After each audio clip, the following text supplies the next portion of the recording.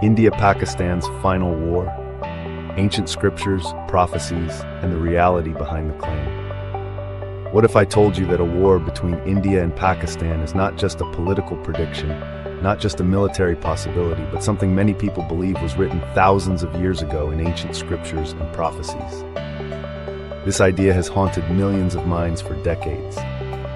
Every time tensions rise, every time there is a border clash, an airstrike, or a terrorist attack, the same fear returns. Is this the final war? Is this the moment history ends? Or is this simply the most dangerous myth of our time? To understand why this belief feels so powerful, we must slow down. We must step away from viral posts, dramatic headlines, and emotional narratives, and look carefully at history, belief, and reality together. The story truly begins in 1947. India and Pakistan were born from one of the most violent partitions in human history. Overnight, borders were drawn, nations were created, and millions of people were forced to leave their homes. Families were torn apart. More than 1 million lives were lost. Trauma became the foundation of two new countries. From the very first day, the relationship between India and Pakistan was built not on trust, but on pain and fear. That pain never fully healed. Instead, it transformed into suspicion, rivalry, and repeated confrontation. At the heart of this conflict lies Kashmir, a beautiful region that became a symbol of unfinished history. In 1947, the first war was fought over it. In 1965, another war followed. In 1999, the Kargil conflict pushed both nations dangerously close to escalation once again. Each time, the fighting stopped, but the anger did not. Kashmir remained unresolved, and with it, a permanent sense of hostility. Then came a turning point that changed everything.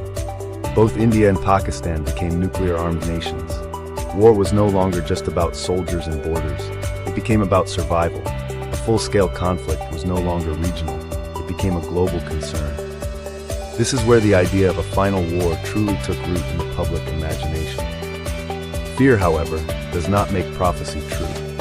Many viral claims insist that ancient Hindu scriptures predicted a great final war in the Indian subcontinent. The Mahabharata is often quoted. The Puranas are often referenced. The concept of Kali Yuga is frequently misunderstood. Kali Yuga, according to Hindu philosophy, is an age of moral decline, greed, violence, and conflict. But it is not a prediction of one specific modern war. It does not name nations. It does not describe borders. It does not mention nuclear weapons. It speaks about human behavior, not geopolitical events. The Mahabharata war itself was symbolic. It was a story of family against family, of dharma versus adharma. Using it as a literal forecast for a modern nuclear conflict is interpretation, not prophecy. Islamic prophecies are also often pulled into this narrative. Certain hadiths speak about great conflicts before the end of time. These are frequently shared online with claims that they refer directly to India and Pakistan. But scholars are clear. These prophecies are not geographically fixed. They do not name South Asia. They do not describe modern nation-states. They focus on moral chaos, injustice, and the consequences of human actions. Islam emphasizes the preservation of life, justice, and restraint. Turning these teachings into a justification for inevitable war is a modern distortion, not ancient wisdom. So why do these prophecy narratives spread so quickly? Because they make chaos feel meaningful. They turn fear into destiny.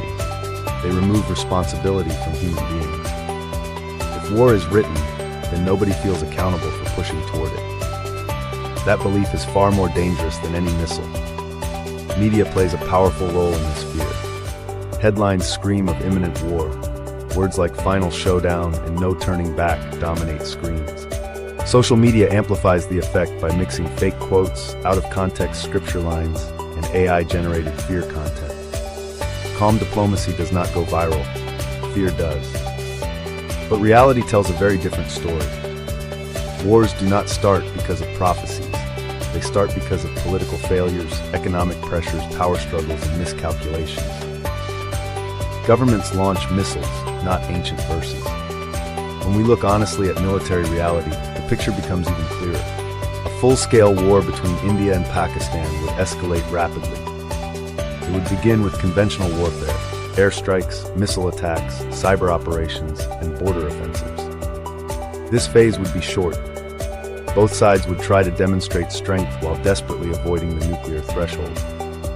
But if one side felt cornered, humiliated, or existentially threatened, the pressure to use nuclear weapons would increase dangerously. And once a single nuclear weapon is used, there is no reset button, no victory parade, no heroic ending. A nuclear war would mean massive civilian deaths, economic collapse, environmental devastation, and global isolation. There would be no winners, only ashes, famine, and long-term suffering. This is why the idea of a final war makes no strategic sense. Rational leadership does not choose suicide. The real reason a final war has not happened is not eternal peace. It is fear. Fear of mutual destruction. Fear of losing control. Fear of international backlash. This balance is known as mutually assured destruction, and as long as it exists, a final war remains extremely unlikely. Yet the fear still feels real. That fear is fueled by political rhetoric, media economics, and social media algorithms that reward outrage and doom. Perception is manipulated until war feels inevitable, even when leaders themselves are stepping back from the edge.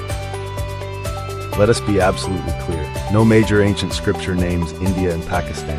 No text predicts nuclear weapons. No prophecy schedules a modern war. These writings are warnings about moral decline and human choices, not blueprints for destruction. The most dangerous thing is not war itself. The most dangerous thing is believing war is inevitable.